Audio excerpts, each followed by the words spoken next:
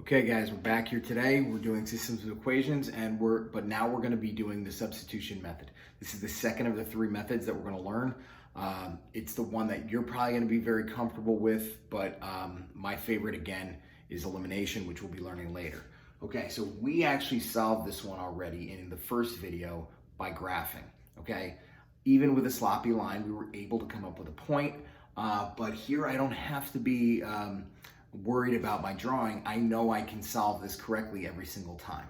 All right, so right now I have in standard form x plus y equals 1 and a second equation 2x minus y is equal to 5. Again, this is just like example 1. This is example 1 from the other day, so we're going to get the same solution but by a different method. Okay, now what we're going to look for is we want to isolate a single variable. Right now, I'm going to look at the top equation because I have x plus y equals 1. So I'm going to take the first equation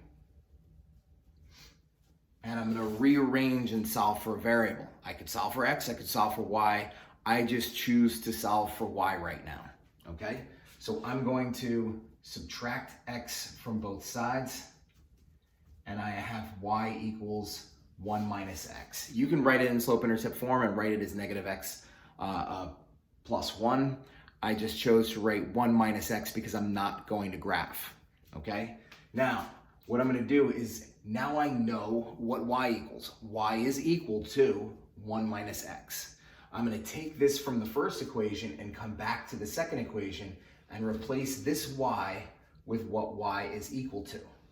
So now I have 2x minus, I'm going to need the whole expression, so I'm going to use parentheses, 1 minus x is equal to 5. So I just replaced the y with what the y is equal to. Now, since it's sitting in parentheses, I'm going to have to distribute. So in negative 1, I'm subtracting the whole thing. I'm going to distribute the negative to both terms. So this is going to become negative 1. That's going to become the opposite of negative x is positive x. Okay, and now I can combine my like terms and say 2x plus x is 3x. So I have 3x minus 1 equals 5. Then I'll add 1 to both sides, and 3x is equal to 6. Dividing both sides by 3, x is equal to 2. And again, what we're looking for is a coordinate, so I'm only half done with the problem. So x is equal to 2. I'm going to come back to this equation. And I could have come back to this equation. But when I plug in x equals 2, I'm going to find the corresponding value of y. So y equals 1 minus 2, so y is equal to negative 1. So the coordinate solution is x is 2 when y is negative 1. And that's our answer. And I just want to show you that it didn't matter which equation I plugged it into, I would have gotten the same result. So if I took my x equals 2, but I came to this equation, 2x minus y is equal to 5. If I replace the x with a 2, 2 times 2 gives me 4.